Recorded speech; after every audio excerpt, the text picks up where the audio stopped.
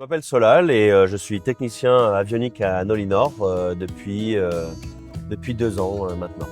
Pour être technicien avionique, il faut faire des études à l'École nationale d'aérotechnique au Québec, qui est une des plus grandes écoles d'Amérique du Nord, je pense, qui peut permettre en 3 ans de donner cette formation-là. C'est un métier qui est plutôt bien rémunéré dans l'ensemble et qui te permet de toujours t'améliorer et toujours prendre des connaissances au fur et à mesure de ta carrière.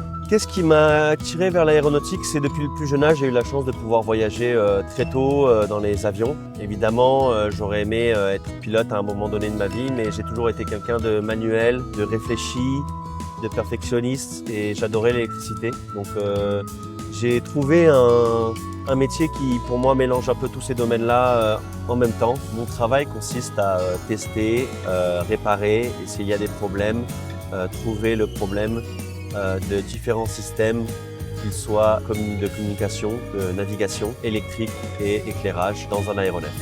Quand l'avion il arrive, que les pilotes me disent il n'y a aucun problème, on a un certain nombre de tâches qu'on doit quand même tester. Généralement, c'est les systèmes de base d'autopilote.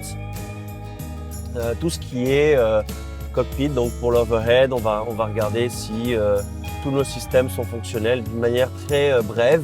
Ce qui me passionne le plus dans le métier, c'est d'avoir la sensation d'avoir possession d'un si bel appareil et de pouvoir résoudre des problèmes.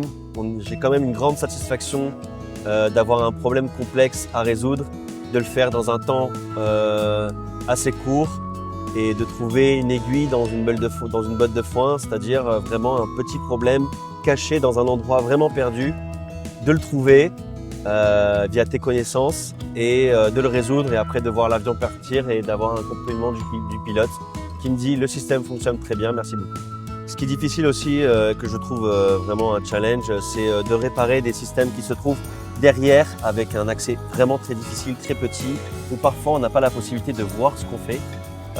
Donc en fait on doit avoir quand même un petit talent manuel et d'habileté pour enlever, trouver le connecteur qui est derrière ça par exemple et changer la pine en ayant le moins de visibilité et le moins d'accès possible. Les qualités pour faire mon métier est d'être logique, d'être habile de ses mains, d'avoir on va dire la patience et la rigueur de pouvoir résoudre des problèmes. On a quand même beaucoup de systèmes complexes, ce qui est bien dans l'aéronautique aussi, c'est ça que j'aime, c'est la pointe de la technologie qu'on apprend à utiliser et qui est accessible à très peu de personnes sans formation. Par exemple, je teste les systèmes de navigation, je teste les systèmes de communication et un peu tout ce qui est électrique, comme là on peut voir que mon système de test de navigation a répondu correctement à ce que je suis en train de lui donner comme commande. Alors en dehors du cockpit, ça va être essentiellement de l'inspection de filage, ça va être la réparation de connecteurs,